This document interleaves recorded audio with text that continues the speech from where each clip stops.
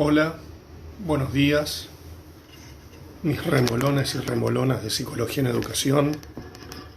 ¿Cómo les va? Esta mañana no hay excusas, no hace frío para quedarse en la cama, se pueden ir levantando, nos vamos estirando, nos vamos desperezando, llevamos el mate a la cama o al lugar más cómodo donde quieran observar la clase. Como todas las mañanas, nos acompaña Yerba Tarahui para afianzar los conocimientos, para despabilarse. Tiene nutrientes, altas dosis de cafeína que te mantienen despierto y tu atención mejora a cada minuto. Yerba Tarahui, 102 años con la educación pública y la reforma universitaria.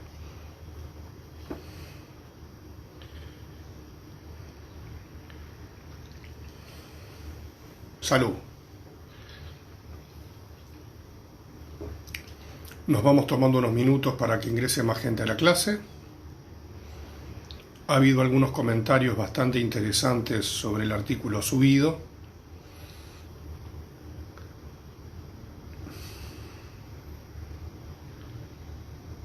Que a lo mejor podemos comentar.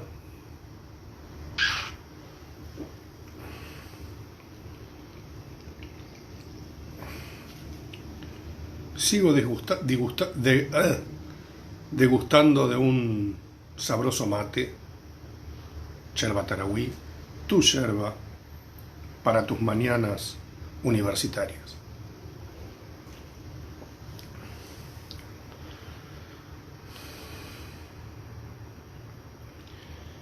Bueno,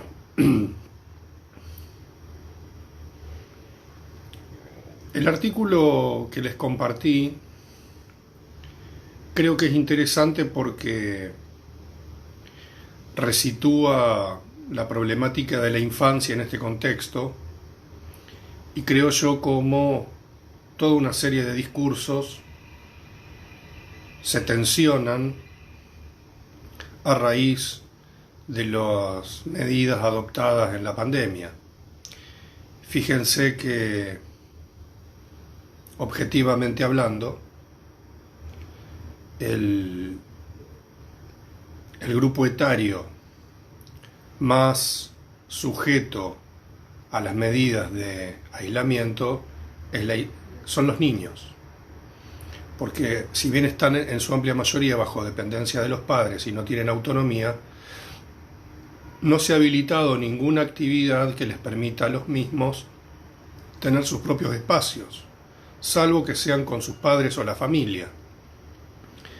Es interesante esta tensión porque en el contexto de una legislación que ha ido progresando sobre los derechos de niñas, niños y adolescentes, pareciera que las medidas, no sé si dejan de lado, pero parten de una concepción que la seguridad es algo que se da en el contexto de la familia y de los hogares, como si eso fuera algo que necesariamente es así, como si los niños también no tuvieran la necesidad de tener espacios sin sus padres y de los padres sin sus hijos.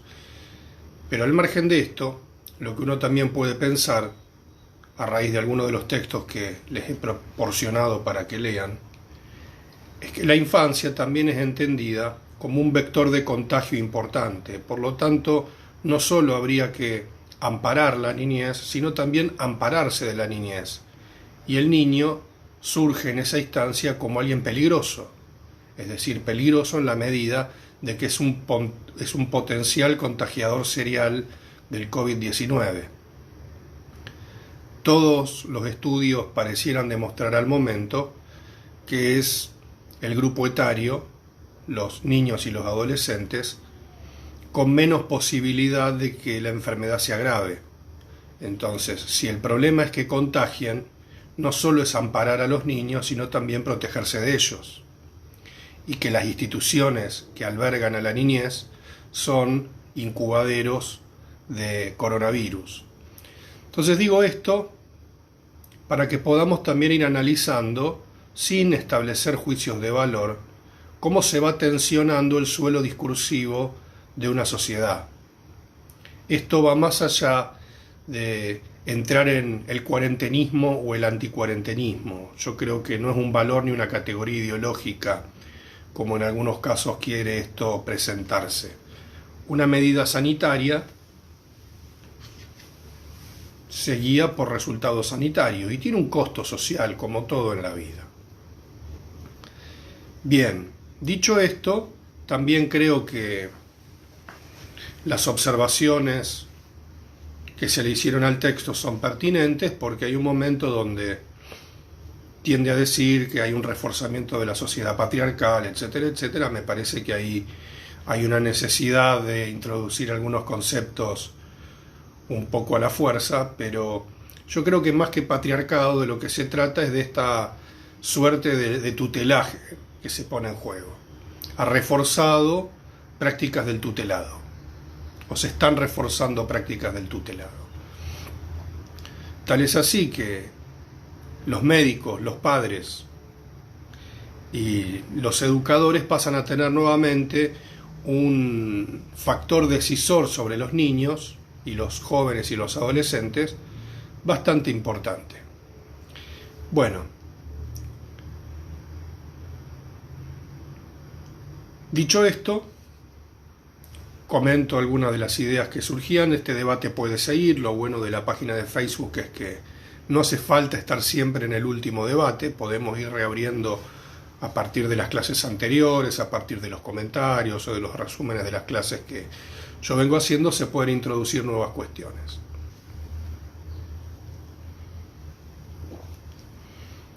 Bueno, ya tenemos más de 30 personas en el aula virtual, así que vamos a seguir avanzando. Termino con mi mate. A ver si puedo sacar esto. Bueno, yo creo que estamos en condiciones de un primer like motivador de la mañana para darnos fuerza, para darnos motivación. Así que a la cuenta de 3, todos vamos a hacer un me gusta, como para ponerle power a la mañana. A la 1, a las 2 y a las 3. Vamos con el me gusta. Esta es la parte que tendríamos que poner música electrónica y hacer como pasos de baile mientras van apareciendo los likes en la pantalla. Bueno, perfecto. Bueno, como verán, mi proceso de desinhibición sigue avanzando. Cada vez tengo menos inhibiciones. Estoy reduciendo a cero mi represión psíquica, así que puede suceder cualquier cosa en este aula virtual.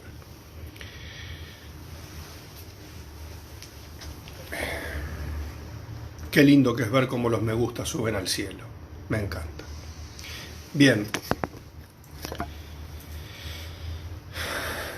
Ya volví, ya está, ya volví. Bien. La clase anterior habíamos comenzado a delinear una distinción que establece cabalmente Sylvia Bleichmar, que es entre lo que ella denomina producción de subjetividad y constitución psíquica. Yo no lo dije de este modo, pero iba arribando hacia ese punto. Bleichmar va a diferenciar en varios pasajes de su obra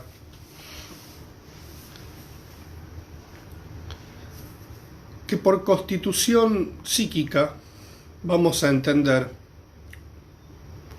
aquellos procesos derivados de la situación antropológica fundamental, desencuentro de esa asimetría radical entre el niño y el adulto, y estamos hablando de un adulto sexualizado y de un adulto sexualizante.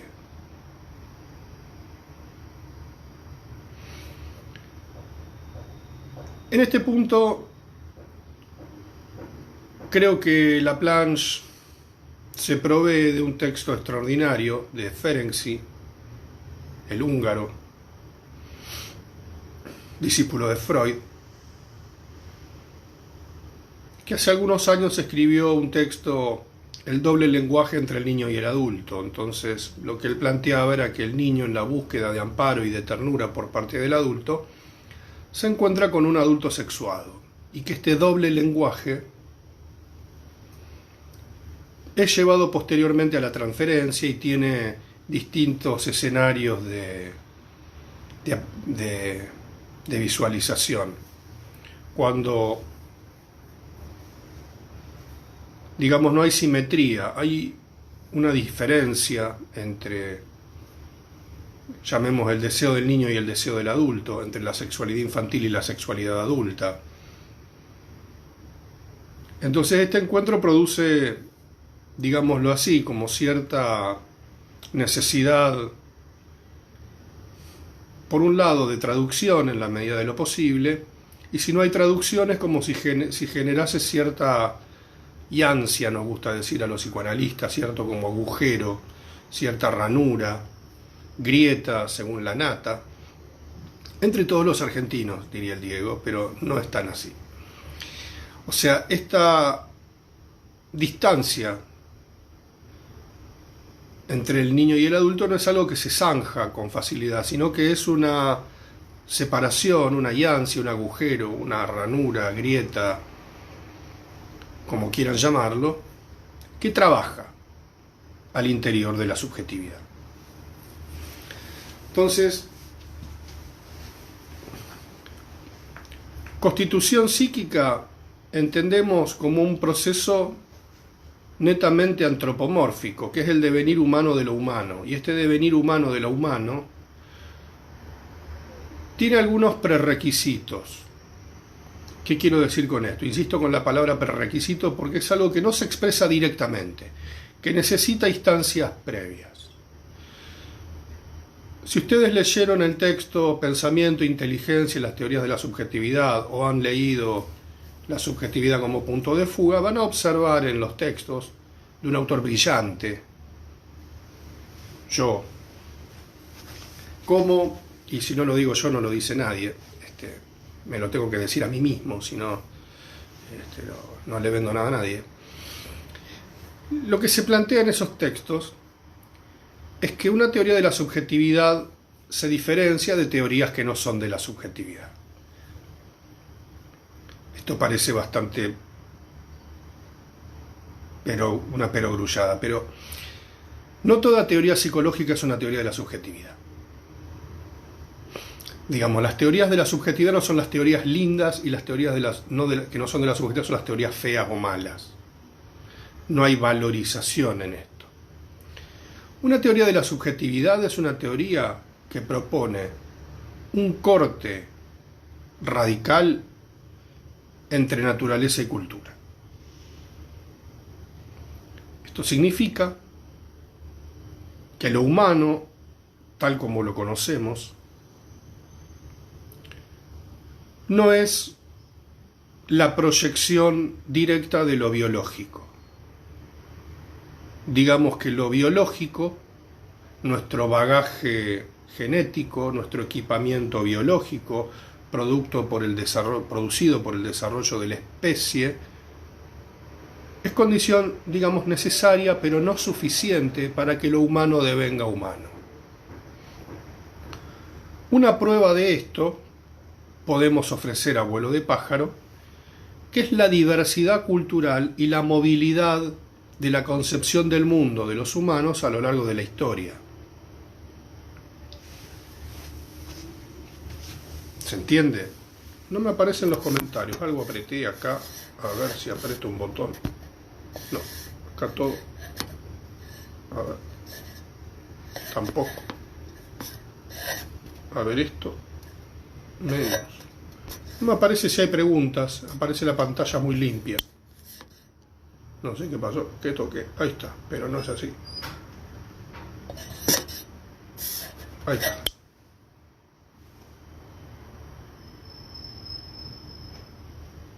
¿Qué pasó? Ah, claro, la cámara. Está bien, me asusté. Vi una imagen de repente. Una imagen de un sillón y dije, no, otra vez no. Y después aparece una imagen en ese sillón sentada que me habla. Otra vez las alucinaciones. Esperen, voy a tomar la pastilla y vuelvo. Ya está. Ya la tomé.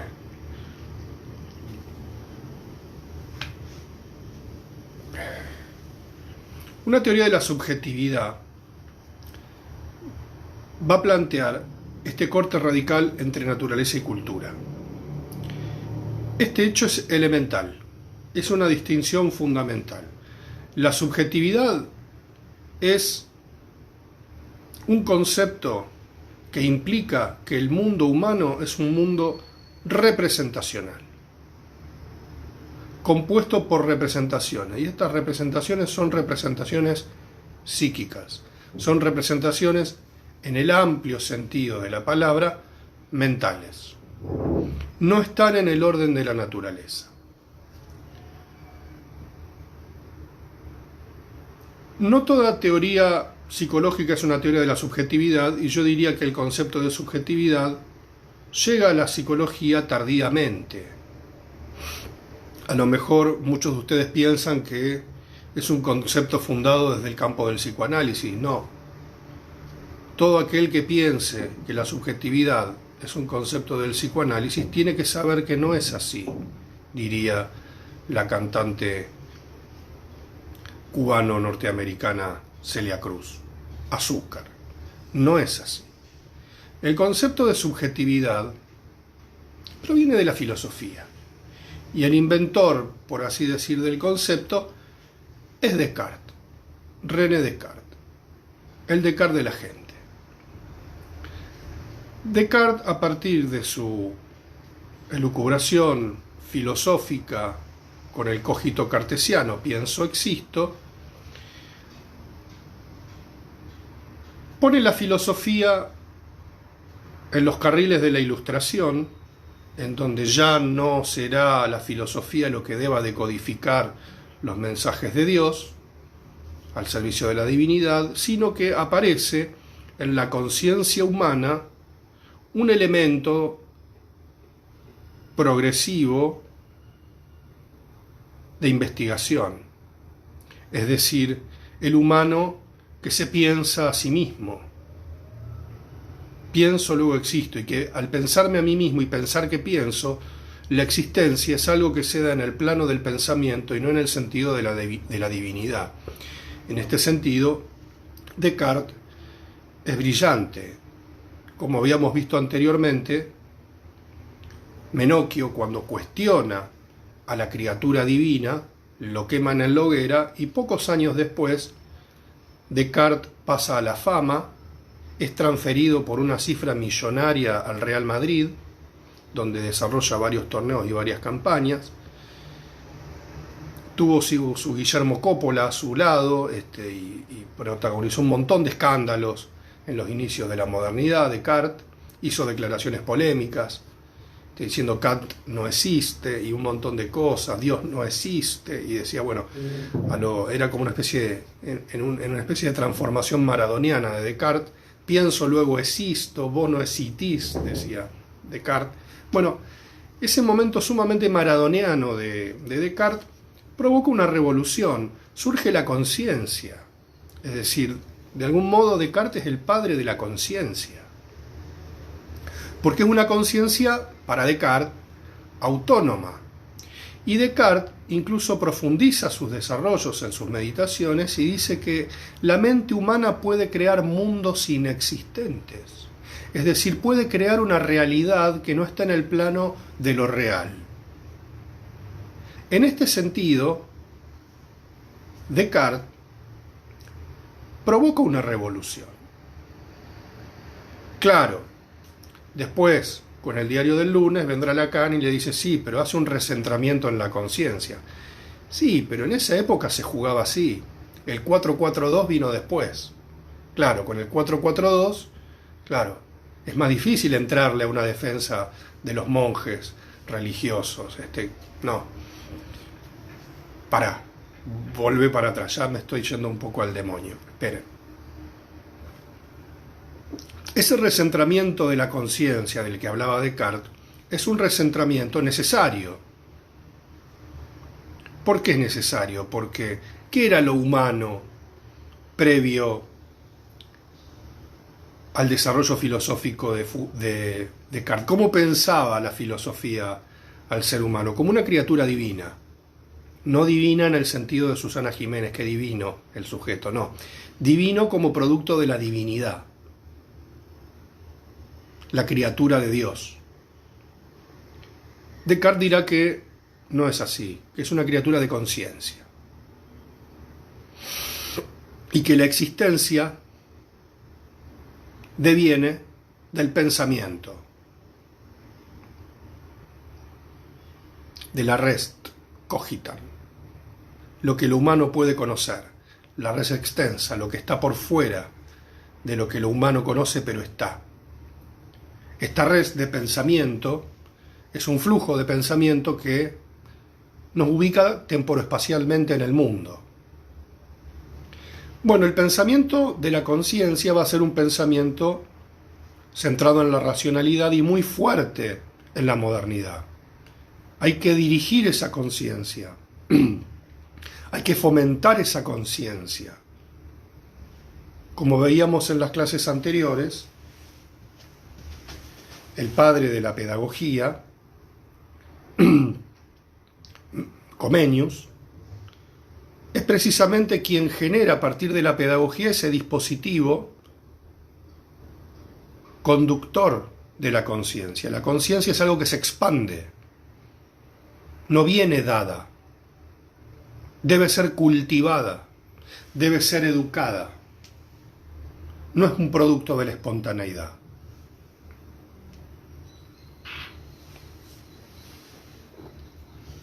Esa idea originaria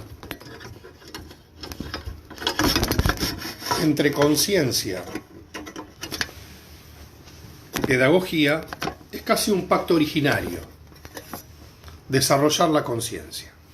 ¿Está? Bien. Por lo tanto, podemos pensar a Descartes como el padre del concepto de subjetividad, en la medida de que él plantea un mundo que puede estar separado del orden de las cosas, del orden de la realidad fáctica, por así decir.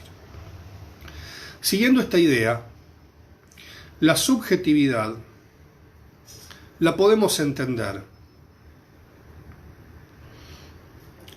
como,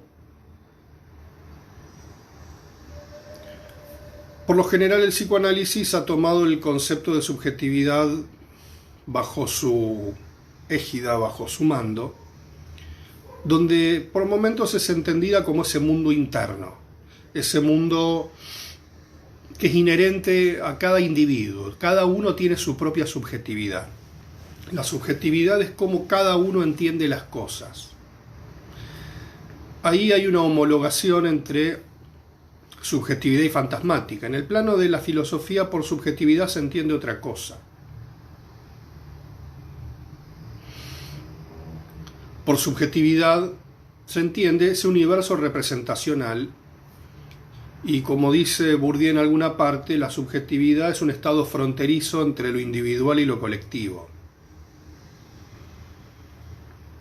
Es un concepto muy complejo. Para variar, el quilombo empieza con Lacan. Lacan es quien introduce el concepto de subjetividad de la filosofía al psicoanálisis. Y lo hace a lo Lacan. Yo siempre digo, con Lacan tenemos el efecto Ricky Martin en la obra de Lacan. Lacan un pasito para adelante, Lacan un pasito para atrás. Lacan lo que cuestiona es esa idea filosófica de el recentramiento de la conciencia. En el seminario 2, creo que en uno de los primeros, la primera clase, hace una presentación del concepto de subjetividad, y para el estilo lacaniano suele ser una presentación lo suficientemente académica. Muy prolija esa presentación de Lacan, donde Lacan planteará y a lo largo del seminario su tesis de la subversión del sujeto. Esta idea de soy donde no pienso, pienso donde no soy. Da vuelta el cogito cartesiano y pone el inconsciente en el centro. Ese juego filosófico que hace Lacan allí por los años fines de los 50, principios de los años 60, después voy a verificar bien la fecha. Para mí, haciendo otras lecturas, tiene una fuerte matriz heideggeriana del filósofo Heidegger. Heidegger fue un filósofo muy influyente en la segunda mitad del siglo XX, fue maestro de filosofía de muchos, y también polémico. Polémico por varias razones. Primero, porque fue nazi. Segundo, porque su filosofía también es un poco polémica. Algunos autores como Castoriadis se dedican a hacerlo puré. Pero Heidegger tiene un estilo que a mí me parece que influyó mucho a Lacan, incluso hasta diría en su personalidad. Rudinesco, historiadora del psicoanálisis francés, también señala esta idea donde la figura de Heidegger no solamente influyó en el pensamiento de Lacan, sino también un poco en su semblante, esta idea de la retórica, de la frase picante, de esta especie de asociar libremente con los conceptos y tener como hallazgos verbales de fuerte potencia retórica. Este gesto es muy importante, potencia retórica y hacer este gesto. Eso es muy importante, porque esto le da más consistencia, esto, ¿no? Que uno le da forma. Esta es la captura de pantalla, es acá. Eso es el gesto de que estoy diciendo cosas importantes. Bueno, Heidegger fue rector de la Universidad de Friburgo en el ascenso del nazismo, dura poco tiempo, renuncia. Es bastante oscura esa etapa de Heidegger. Y Heidegger da el famoso discurso del rectorado en un auditorio lleno de nazis. A quien les interese esta historia pueden leer La sombra de Heidegger de José Pablo Feynman, que alude a lo que yo estoy diciendo. Y Heidegger tiene una serie de frases que son tremendas, ¿no? Dice, bueno, el futuro es ahora, en un auditorio lleno de nazis, en donde la proyección y la potencia de la Alemania nazi necesita un Führer de la filosofía, es decir, un conductor de la filosofía y una especie de reinvención de la cultura germana. Entonces, Heidegger hace un juego retórico muy fuerte cuando dice: todo lo nuevo viene de la tempestad. Y para usar la palabra tempestad utiliza el concepto de Sturm. La frase de todo lo nuevo viene de la tempestad alude a una frase platónica, que todo lo nuevo proviene de la crisis. Y por crisis usa Sturm, tormenta, tempestad, que además así se llamaban las brigadas blindadas nazis de asalto, las Sturm, que eran en la guerra rápida que ellos habían diseñado. La Sturm era ese ejército de choque que rompía las líneas enemigas y rápidamente producía la desbandada del ejército adversario, y con eso invadía media Europa en un año. Bueno, pero esa frase retórica es importante lo que estoy planteando, porque lo que dice Heidegger es que ahora Alemania es la nueva Atenas. Arma una conexión significante entre la Atenas platónica griega y ahora la Alemania nazi es la nueva Atenas. El nuevo faro cultural, es el nuevo faro de la filosofía. Hace un juego metonímico bastante interesante, porque es un juego retórico. De alguna manera dice: yo soy Platón, lo saco de la caverna.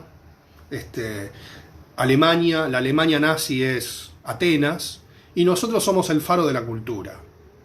Es decir, el nazismo es la nueva polis, la nueva sociedad. Ese es el juego retórico al que alude Heidegger, en un auditorio lleno de nazis.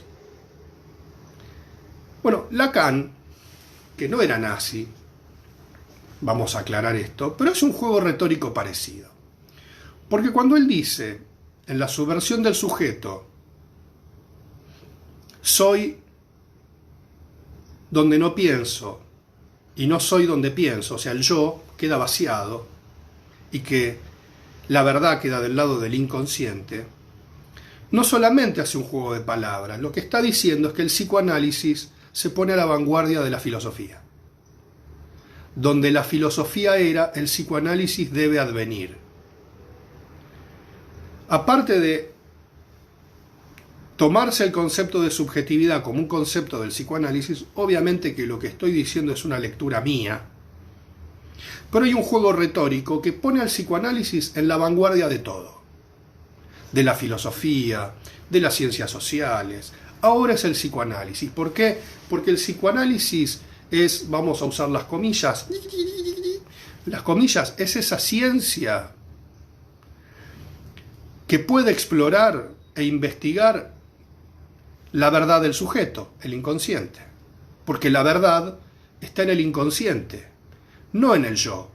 El yo queda vaciado y el yo es esa especie de marioneta que el discurso del otro va a manejar. Es un juego retórico, a mi juicio, bastante osado. Después las cosas demuestran que no son tan así, que ni el yo es una instancia vacía de sentido y tan marioneta del inconsciente, y por otro lado que el inconsciente no está la verdad.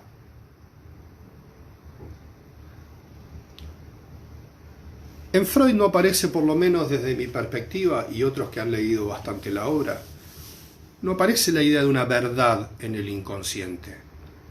Lo que hablan es de realismo del inconsciente, que no es lo mismo que verdad. ¿Se entiende la diferencia? No es lo mismo verdad del inconsciente que realismo del inconsciente. Esta va a ser una discusión muy fuerte que va a tener Laplanche con Lacan en el coloquio de Bonneval, Bonneval creo que se pronuncia. Disculpen mi mala pronunciación del francés. Laplanche, entre otras cosas, le va a imputar a Lacan y va a volver al concepto de realismo del inconsciente y no de verdad. ¿Por qué digo Lacan un pasito para adelante, Lacan un pasito para atrás? Lacan un pasito para adelante en el sentido de que vuelve a resituar el conflicto de un sujeto del inconsciente en detrimento de una concepción de sujeto planteada exclusivamente desde el orden de la conciencia. Acá podríamos pensar que Lacan se mantiene freudiano. Ahora, cuando habla de la idea de verdad o de un recentramiento en el inconsciente y este vaciamiento de la conciencia, acá yo digo que hay un pasito para atrás. Porque deja de lado todo el bagaje cultural, idiosincrático, etcétera, etcétera, y un montón de cosas que también hacen al sujeto. Hay un vaciamiento de una parte en detrimento de un recentramiento del inconsciente y pone este no saber como un enigma punzante y permanente donde el psicoanalista queda en un lugar de poder más virtual que real, más retórico que conceptual.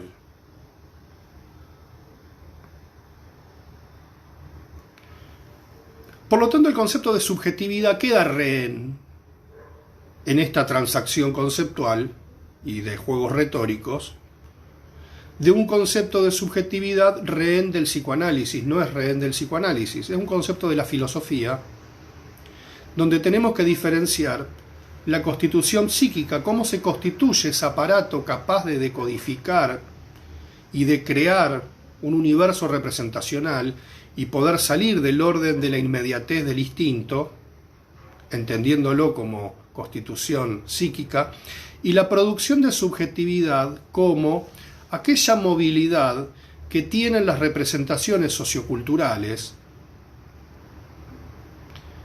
digamos, lo histórico-social y esa variación que va a tener por el lado del progreso de la cultura.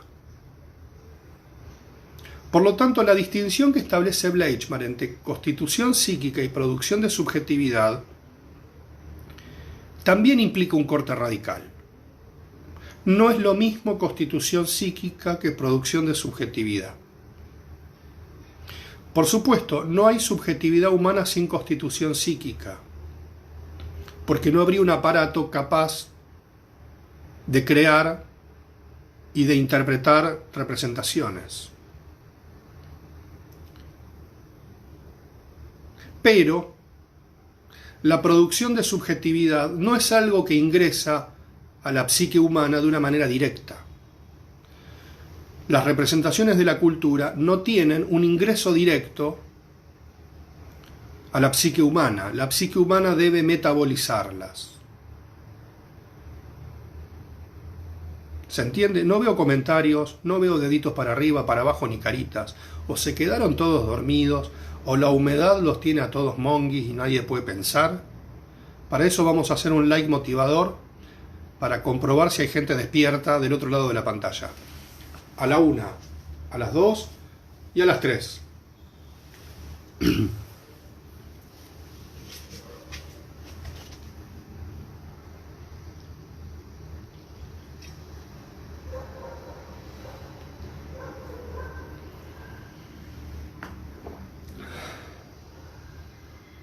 No se ve nada. Nada, de nada, de nada. O apreté un botón y estoy hablando solo.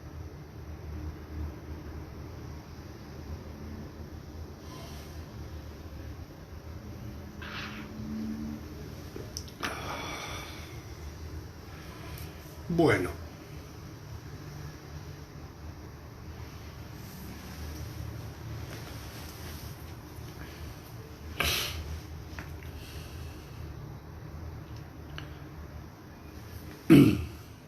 A ver, voy a apretar algunos botones a ver si aparece algo.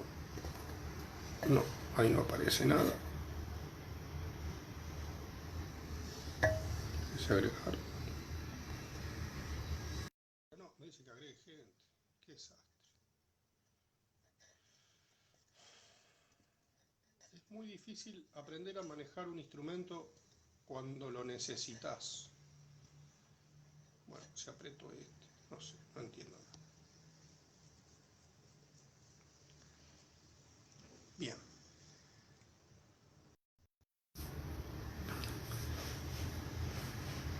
En los textos que les he recomendado, por ejemplo, acá. En la subjetividad como punto de fuga, lo que se plantea en los primeros renglones es que la subjetividad puede ser entendida como fenómeno, como concepto y como producción. Como fenómeno, podríamos decirlo a simple vista que es una noción que surge del universo representacional. Los seres humanos nos manejamos con representaciones psíquicas, con representaciones. Vivimos en un universo representacional, simbólico, ¿no? Y que esas representaciones colectivas, esas representaciones comunes, son un existente que al mismo tiempo requiere de una interpretación.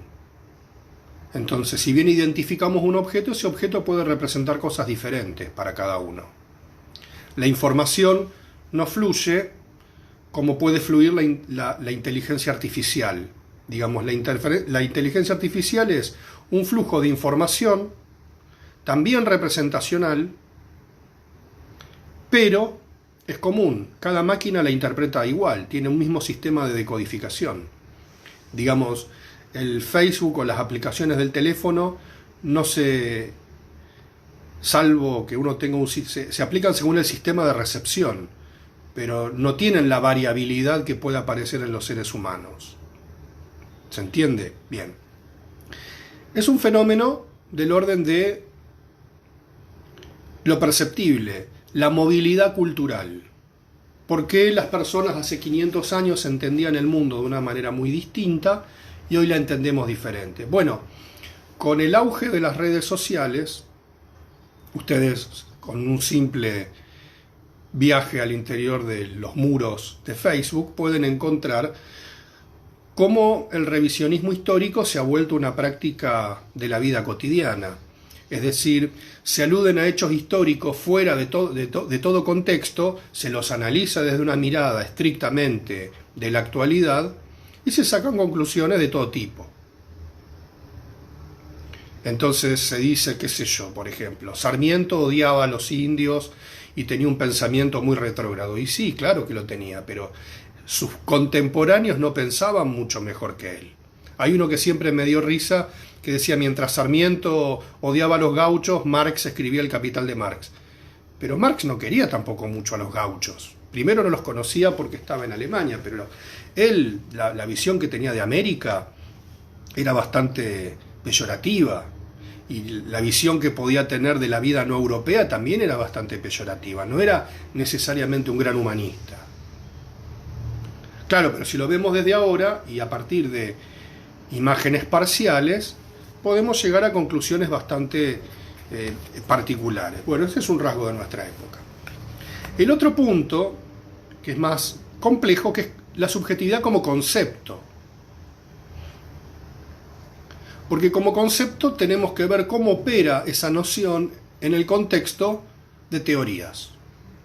No todas las teorías de la subjetividad son iguales. Por ejemplo, en la filosofía, Kant no tiene la misma idea de subjetividad que puede tener Hegel, no tiene la misma idea de subjetividad que aparece en Descartes, y así sucesivamente, o en Husserl o en otros filósofos. Ahora, esta es una parte que cuando hago así con la mano es porque voy a hacer una confesión. Hay que leer el lenguaje gestual. ¿Vieron que ahora están los gestólogos? Que, qué sé yo, una persona hace una declaración y aparece en televisión alguien que le analiza la letra, le analiza los gestos, que ahora está mintiendo, que ahora no está mintiendo, que ahora dice la verdad. Esto significa, bueno, cuando yo hago así es porque voy a hacer una confesión. Pero tampoco es mía. A ver. Hay dos grandes teorías de la subjetividad en la psicología. Hay dos grandes, usamos el término paradigma, usemos el término paradigma. Hay dos grandes teorías de la subjetividad. La primera es el psicoanálisis, como gran teoría de la subjetividad. ¿Por qué? Porque plantea un corte radical entre naturaleza y cultura. Esta idea de que el mundo ingresa a este universo representacional singular, que podríamos decir que es la psique, de manera indirecta. Segundo prerequisito. Primero, corte radical entre naturaleza y cultura. Segundo prerequisito es, el mundo ingresa a nuestra mente de manera indirecta. La segunda teoría de la subjetividad, la primera el psicoanálisis, yo necesitaría a la gente de Canal Encuentro, por favor, que me vaya poniendo las palabritas acá, pling, pling, pling, y que la pantalla tenga imágenes y una cosa así. La producción no me está acompañando, yo voy a hacer una denuncia pública, no tengo equipo de producción, esto así no va. Bueno, hago el esfuerzo que puedo. La segunda gran teoría de la subjetividad es el constructivismo. En sus dos versiones, constructivismo de Piaget, Jean Piaget, y el construccionismo social de Vygotsky, el ruso Vygotsky y sus secretarias. Son muy jóvenes, pero era el ruso Sofovich y sus secretarias. Este es el ruso Vygotsky y sus secretarias, las secretarias de Vygotsky. Esto, qué mal que me hace dar clases solo así, porque digo estas cosas que no corresponden. Pero al margen de esto, volviendo, estos dos paradigmas, estas dos grandes teorías, cumplen estos prerequisitos. Plantean una distinción entre naturaleza y cultura, y que el mundo es absorbido, por así decir, de manera indirecta. El tercer prerequisito es que esta información que ingresa a la psique, a la mente, vamos a usarlo momentáneamente de forma indistinta, sigue procesos propios de reorganización. Y que estos modos de organización son inherentes a la vida psíquica. Por lo tanto, una representación mental no es directa. Y que siempre vamos a representar el mundo con una gran capacidad de distorsión. ¿Se entiende? Es decir, lo que la mente representa del mundo no es exactamente el mundo, es lo que la mente puede representar de él. Si no, no tendríamos los malentendidos que tenemos, si no, no tendríamos los desacuerdos que tenemos. Bien, entonces toda teoría de la subjetividad debe cumplir con estos prerequisitos. Si no los cumple, no es una teoría de la subjetividad. Eso no quiere decir que sea mala, que sea la peor, que debamos lanzarle cascotes cada vez que los vemos. No. Por favor, eso le hace muy mal al fútbol.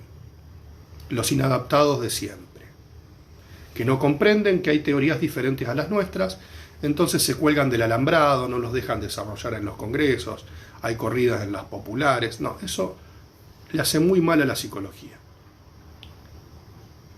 Hay que comprender para después cuestionar o después criticar. Primero comprender. Spinoza, Baruch Spinoza, el óptico de Ámsterdam, el excomulgado, el verdadero excomulgado. El otro era un excomulgado medio trucho, pero es otra historia. Bueno, basta, vuelvo.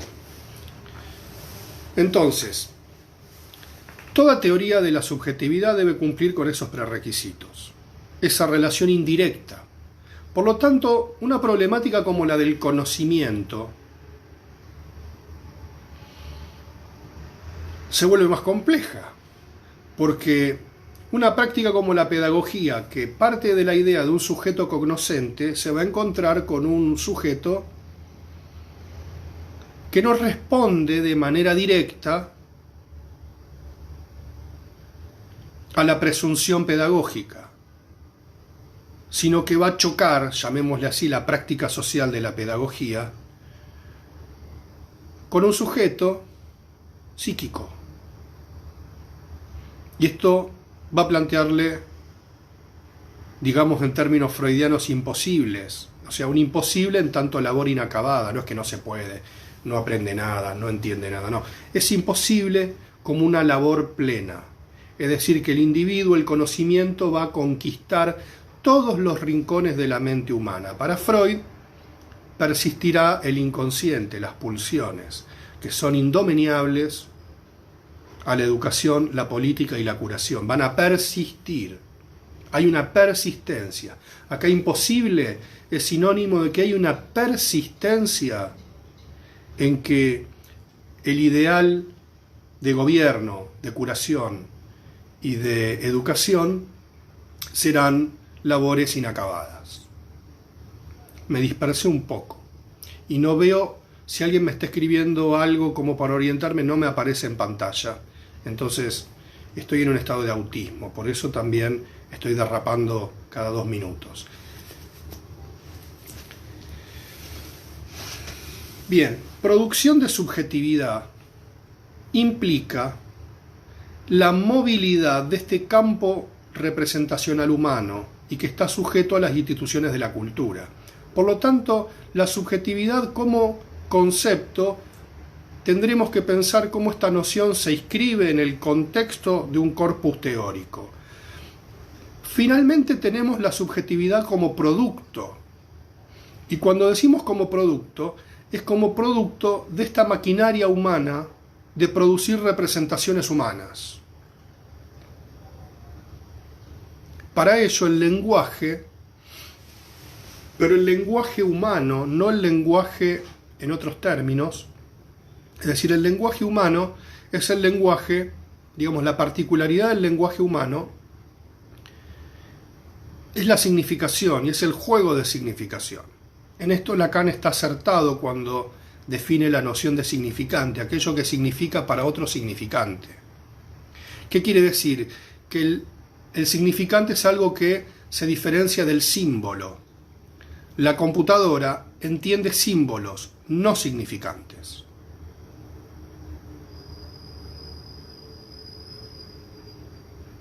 O sea, cuando uno aprieta Enter en la computadora no te dice ¿en serio? Apretas Enter, ¿de verdad?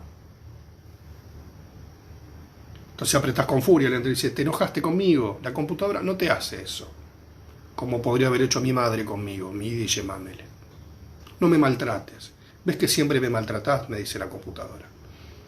Ahí mi computadora estaría poseída por el espíritu de mi madre. Entonces, ¿ves que siempre me haces lo mismo y después no me querés venir a visitar? Bueno, no te pasa eso con la computadora. Si te pasa eso con la computadora, o el problema, el virus lo tiene la computadora, usted está cursando un brote psicótico. Y cree, o ha restablecido un vínculo maternal con su máquina. Che, esto me hace mal de no tener feedback con ustedes porque estoy diciendo cualquier cosa. Bueno, redondeando la idea. La subjetividad como producto es que las instituciones de la cultura son productoras de representaciones sociales y que estas representaciones sociales no solamente median la vida de los seres humanos, sino que en el escenario constitutivo del sujeto son un concepto de anticipación de la criatura humana que va a ser alojada en un circuito de representaciones previas y de prácticas sociales previas. Por lo tanto, el concepto de subjetividad es un concepto complejo. Complejo no porque sea complicado, difícil o rebuscado, es complejo porque implica un conjunto de dimensiones simultáneas.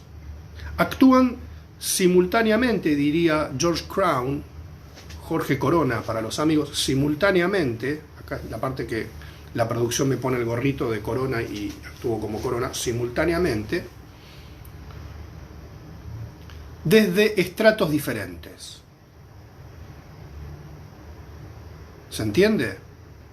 Hay una estratificación del concepto que dice que la subjetividad es muchas cosas al mismo tiempo. No voy a hacer comparaciones sobre esto porque me puede llevar a lugares a los que no quiero llegar, que algo puede ser muchas cosas al mismo tiempo. Es más, esta sí la voy a decir, para todos los argentinos. La plasticidad, la variabilidad de esta condición humana o esta condición humana que reposa en la variabilidad, no solo de la subjetividad, parte desde una concepción psicoanalítica, y acá volvemos nuevamente a las lecturas de Laplanche, de que la sexualidad humana en sí misma pervierte el instinto. Esta noción que vamos a introducir al final de la clase, de la... se me van las palabras. La digo todos los días esta palabra y se me acaba de ir de la mente. Es decir, esta noción de que la sexualidad humana no sigue el fin reproductivo, que tiene un costado desadaptativo bastante importante.